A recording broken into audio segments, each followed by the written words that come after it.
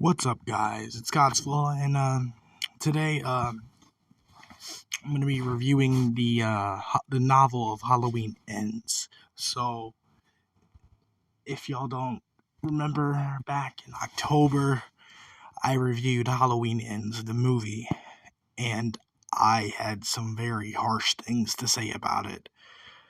And I've read the book since then. I was curious. Like, obviously, the book's going to be a little bit different, but I don't know. It's weird. Now, I'm going to be quite forward with y'all. Does the book make the movie good? Not really. Halloween Ends is still not that good of a movie. It's not a horrible, disgusting, like, pile of filth of trash, but it's just not, it's not what you would want from a this was some B- movie or whatever. Like, this is Halloween we're talking about. This is Michael Myers we're talking about. You can't have a lackluster movie for Michael fucking Myers. Like, you just can't do that. But this is about the book. Basically,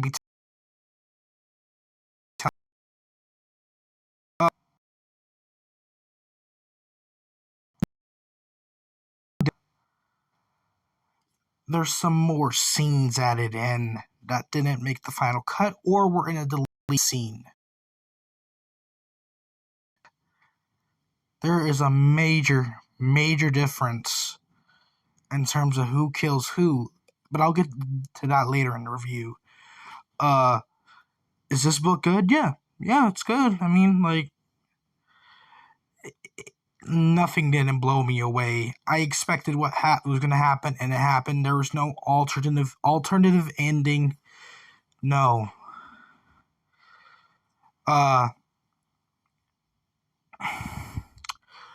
There's just one thing that was confirmed that confused me about the movie. What happened in that sewer when Corey first encountered Michael? And this book answers it. So basically, Michael does have a power to where he can pass the evil on to people, and he passed it on to Corey.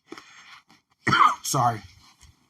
I'm a little sick, Tom and cold, but I still wanted to push this review out. Yeah, he passes on the evil, and the effects are immediate. From what the book tells me, he kills that crazy old guy. It's like in his mind, kill. Like, the change into a psychopath is instantaneous. The evil takes hold of him instantaneously. I'm like, oh, okay, so it wasn't a slow descent into madness. As soon as Michael gave him the evil, he instantly became evil. Yeah. But here's another thing. The opening of this book, it's not the opening scene we get in a movie with Corey accidentally killing the kid. But that's not literally the first thing we talk about. Instead, Michael kills two people, and it's set in a way, like, it boggles my mind. Like, how were some of these not in the movie? How are some of these scenes not in the movie? There's like a few things, like a deleted scene, where Laurie goes to Corey's house and talks to his mother. This is actually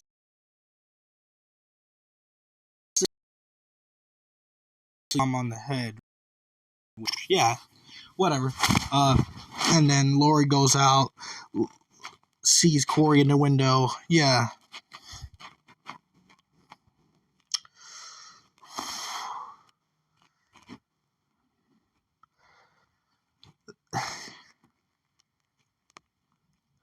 And the thing is, you actually get to know the people a little bit more. You don't really get to know the bully. You get more context from the bully well, mainly Terry, the main guy. We go more in depth about how his father fucking hates him, which I kind of expected because they made that big, not a big point, but that was a point they made in Halloween in the movie.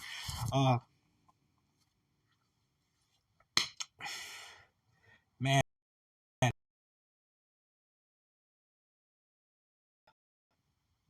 there's just one major difference.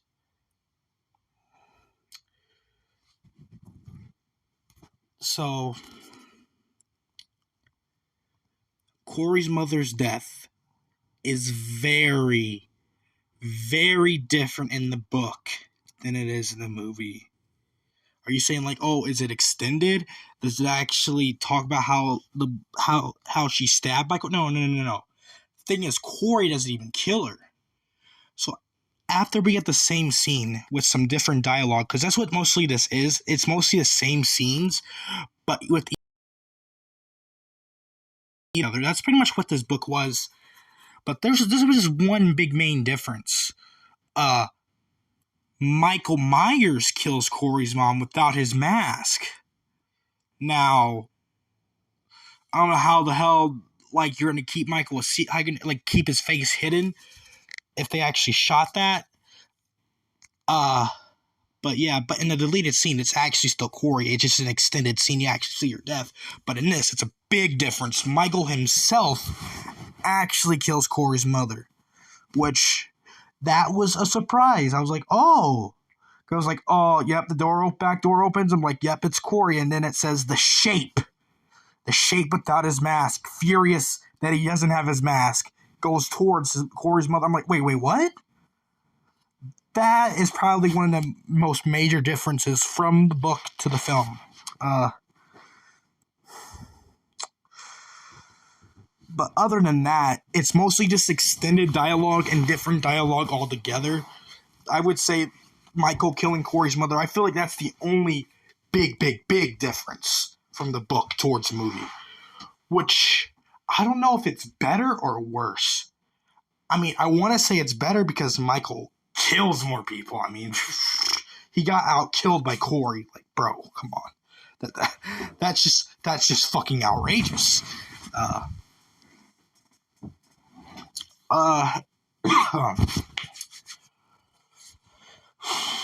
We actually get flashback scenes, and the book tells us why. Well, do I necessarily think it's a really good, well thought out, explained reason why Michael's been in a sewer for 4 years? Yes, we kind of get that. So, okay, remember that girl that kissed Cameron back in Halloween 18? Yeah, I highly doubt you do. Remember that plot point where Cameron got mad at where Allison got mad at Cameron, and then Cameron just put her phone just made her phone unusable. It seemed like just a plot point to just make sure Laurie couldn't contact Allison on the phone. Yeah, that was literally all Cameron was used for in that movie. I feel like he redeemed himself a bit in Halloween Kills, but that's besides the point. But yeah, remember that girl that kissed him? Yeah. So we get an extended scene of that, but it's from that girl's point of view, and then she gets with this other guy, and their love is so insatiable. It's a year later, 2019, the same year that the accident with Corey happened. They're getting ready to do business in a car, right? And then they see Michael, and then it's this whole long, drawn-out section of where Michael chases them. He kills the guy, and then there's a lot of chasing, like classic Michael Myers chase scene material right here. Don't know why this is what I mean. If this was in the movie, no one would complain, because you know why? It's a good characteristic of Michael Myers. He's chasing someone. What? That's a crazy concept. Michael actually stalking and chasing someone? What? Nah, that can't be. But here, yeah, but yeah. So they eventually go into the sewer where Michael, he's still kind of a little weak. He's still like kind of getting overpowered. Not to the degree of what Corey does later. Yeah, but he eventually it's not a knife, but I think it's a piece of glass or something. He somehow gets a piece of glass and stabs her to death. Huh. And now it's just Michael lives there now. Michael never left. And then another thing we find out is, remember that crazy old guy that Corey killed after his first encounter with Michael? Before Corey was giving Michael bodies, it was him that was giving him bodies. And his name is Nelson Christopher, which is like, it's basically, if you know like the credits of the film, it's actually just the makeup effects artist name backwards, where his name is Christopher Nelson, but it's Nelson Christopher. I mean that's kind of clever, I guess. I like that. Yeah, but yeah, I thought, that was weird.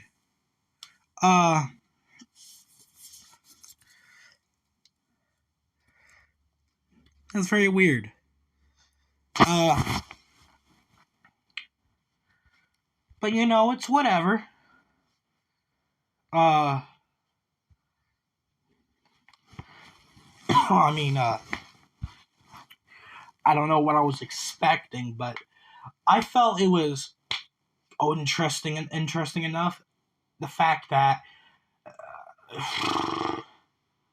there's also this one scene where Michael stalks his place, where after he takes the truck from the couple he killed in the first opening section of the book, and then he drives somewhere, and I think it's his cabin or something, where this girl is waiting for her father. I forgot. I forgot it was her father. It's whatever. I think it was father or whatever. But she just, Michael doesn't even do anything. Michael just enters the room, and then she just kills him. And then Michael just walks away and jumps down into a hatch trying to avoid the police. What? That was really, really confusing. That confused me so much. How Michael didn't even do anything, and this girl's wanting. She just all of a sudden gets the eyes like Michael. I'm like, what? But at least I can understand it when it was Corey, because Michael actually did something to him. It actually looks like he did something to him. But with this, Michael didn't even be within 2 feet of her. What? But weird logic. Michael's just gonna let some random person live that he could easily kill. But and that's Michael Myers in this movie. He kills and doesn't kill. He'll make you a killing buddy. He might kill you later on. That's the weird logic of Michael in this movie, where Michael never did this before, especially in this David Gordon Green trilogy. Up to this point, any person that came in contact that wasn't the Strode woman, besides Karen, of course, because she died, they get obliterated by Michael. But no, not in Halloween Ends. The last movie, we got to make it very, very different. Very different, because we gotta make the movie feel different. But it's whatever. I'm ranting on. If you're wondering, the ending is pretty much the same. Allison walks in on it looking like Laurie killed Corey, and Michael and Laurie have the fight. And I don't know, it sounded more underwhelming reading it in the book. Goofy as hell, incompetent as hell. Michael Myers is a wounded old man that wants to die. I don't care what you say. Michael wasn't trying. I don't care. He wasn't trying. But there was an interesting part. When Michael kills Corey, right? The book says that he takes the evil back from what he gave Corey. So I'm like, okay. What? Huh? But why?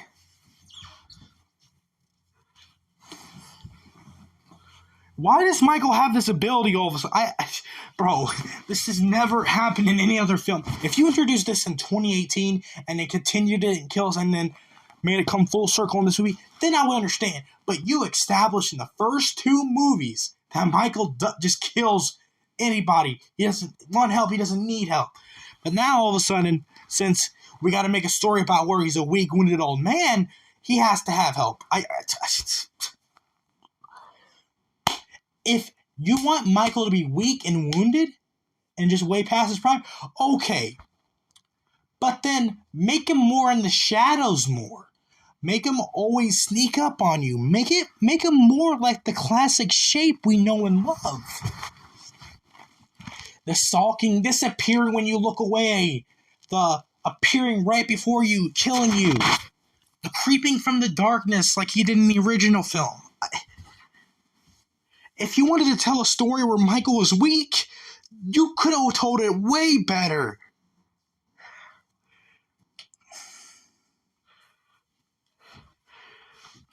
Yeah. You could have told it way better. If you wanted to tell a story where Michael is weak and he's wounded and he's an old man or whatever, fine. Fine. Whatever. I still won't agree with it, but I'll at least accept it if you didn't make it on the open like that. Well, he's not really out in the open, but like, Corey easily finds him. Corey does not have a hard time finding him at all. In fact, Corey finds without even wanting to find him. That's the thing. Michael you shouldn't be able to find him until he wants you to find him. That's just my opinion. But, I'm rambling on. Halloween Ends, the novel. It's pretty good. Do I recommend it? Sure. Or I could recommend you buy the fucking DVD. Probably not, because I'm gonna be honest. If I buy the DVD, I'm not gonna be rewatching this movie a lot. I might rewatch it every 5 Halloweens. This is like the type of movie you'll put on every once in a while, every 5 years. You want to pop this in. If you want a movie that Michael is just a weak bitch, which I don't know what in time I'm gonna be in the mood for that, but that's whatever. Yeah. Well, hopefully you guys enjoyed. Peace.